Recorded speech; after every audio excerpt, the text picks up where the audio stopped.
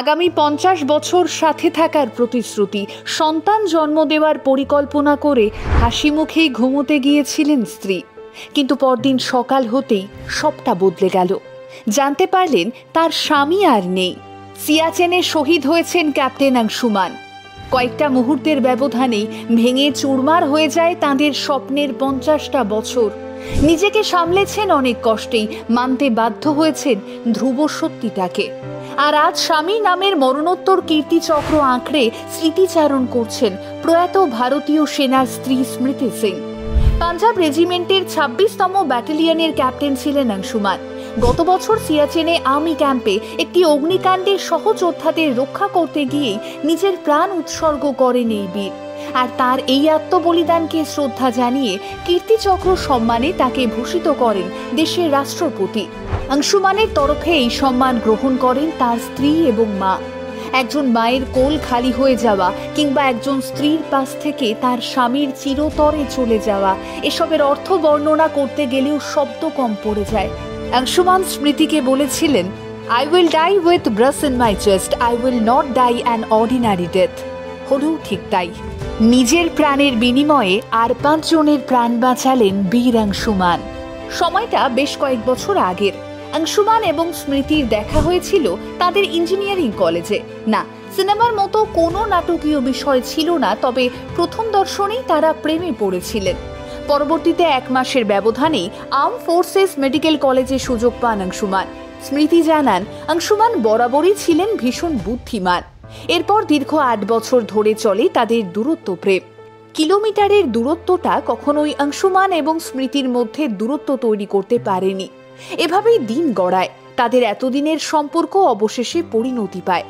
গত বছরের ফেব্রুয়ারিতে বিবাহ বন্ধনে আবদ্ধ হন তারা। দুজনেরই তখন নতুন সংসার। একদিকে অতীতের কত সুন্দর স্মৃতি, বর্তমানের আনন্দের পরিণতি, ভবিষ্যতের কত পরিকল্পনা, এই সবটা মিলিয়ে বেশ কাটছিল দিন। কিন্তু বিয়ের 2 মাসের মধ্যেই সিয়াচেনে পোস্টেড হন অংশুমান। 2023-এর 18 জুলাই সিয়াচেন থেকে অংশুমান কথা বলেন স্মৃতির সঙ্গে। তাদের আগামী 50 বছরের জীবনযাপন কেমন হবে, তাদের বাড়ি, তাদের সংসার, সন্তান, এই সবটা নিয়ে দীর্ঘক্ষণ কথা হয় তাদের মধ্যে। এরপর 24 ঘন্টাও পেরোয়নি।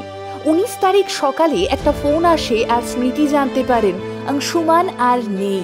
তার স্বামী গত হয়েছেন। প্রথমটায় বিশ্বাস করে উঠতে পারেননি স্মৃতি। তারপর ভেবেছিলেন কোথাও ঠিক একটা ভুল হচ্ছে। এক্ষুনি হয়তো কেউ এসে বলবেন, না, এটা সঠিক খবর নয়, অংশুমান বেঁচে আছেন, দিব্যি আছেন। কিন্তু সেটা আর হয়নি। 2023-এর জুলাইয়ের সেই সকালে শর্ট সার্কিটের কারণে সিয়াচেনের ভারতীয় সেনাবাহিনীর গোলাবারুদ ডাম্পে আগুন লেগে যায়। ডাম্পে আগুন লেগে যাওয়ার সাথে সাথেই ক্যাপ্টেন সিং ফাইবার গ্লাসের কুঁড়ে ঘরের ভেতরে আটকে পড়াদের উদ্ধার করতে এগিয়ে যান। না, দুবারও ভাবেননি। সেই ভয়াবহ আগুনের মধ্যে থেকে সহকর্মী কিছু জরুরি যন্ত্রপাতি, ওষুধপত্র, অস্ত্র উদ্ধার করতে গিয়ে গুরুতর দগ্ধ হন অংশুমান এবং দুর্ভাগ্যবশত কিছু সময়ের ব্যবধানেই তিনি মারা যান। নিজের প্রাণের পরোয়া না করে এতগুলো মানুষের প্রাণ বাঁচিয়ে, এত গুরুত্বপূর্ণ ওষুধ যন্ত্রপাতি রক্ষা করে মানবিকতা, অসাধারণ সাহসিকতা এবং দায়িত্ববানের পরিচয় দেওয়া অংশুমানকে সম্মান জানিয়ে তাকে মরণোত্তর কীর্তিচক্র সম্মানে ভূষিত করেন দেশের রাষ্ট্রপতি। সেই কীর্তিচক্র হাতে স্মৃতি বলেন, আজ অবধি আমি মানিয়ে নেওয়ার চেষ্টা করছি, ভাবছি যে এটা সত্যি নয়। এখন আমার হাতে কীর্তিচক্র আছে, আমি বুঝতে পারছি এটা সত্যি। তবে ঠিক আছে, তিনি একজন নায়ক। আমরা আমাদের জীবন কিছুটা পরিচালনা করতে পারি, কারণ তিনি অনেক কিছু পরিচালনা করেছেন। সোশ্যাল নেটওয়ার্কিং সাইটে রাষ্ট্রপতি দ্রৌপদী মুর্মু লেখেন, নিজের নিরাপত্তাকে উপেক্ষা করে তিনি ব্যতিক্রমী সাহসিকতা প্রদর্শন করেছেন এবং একটি বড় অগ্নিকাণ্ডের ঘটনায় অনেক লোককে উদ্ধার করার সংকল্প করেছেন। আসলে দিনের শেষে যারা থেকে যায়, শোকটা তাদের। আমরা আমাদের দেশের সেনা জওয়ানদের লড়াইয়ের কথা প্রায়শই শুনি তাদের আত্মত্যাগের কথাও, কিন্তু যেটা আড়ালেই থেকে যায় তা হলো সেনা জওয়ানদের পরিবারের লড়াইটা। সারা বছর আর 5টা দিন হোক কিংবা উৎসবের মরশুম, সেনাদের পরিবারের সদস্যরা তাদের অপেক্ষা করেন। সেই অপেক্ষাটা দীর্ঘ সময়ের। তারা চাইলেই একে অপরের সঙ্গে দেখা করতে পারেন না। কখনো কখনো আবার কয়েকদিন বাদে বাদে কথা হয় তাদের। আবার কখনো কথা বলা কিংবা দেখা হওয়ার সুযোগটা চিরতরে হারিয়ে যায়। আসলে লড়াইটা তারা সকলেই লড়েন। সেনারা লড়েন সীমান্তে দাঁড়িয়ে, আর তাদের পরিবার লড়ে চলে জীবন সংগ্রামের ময়দানে দাঁড়িয়ে।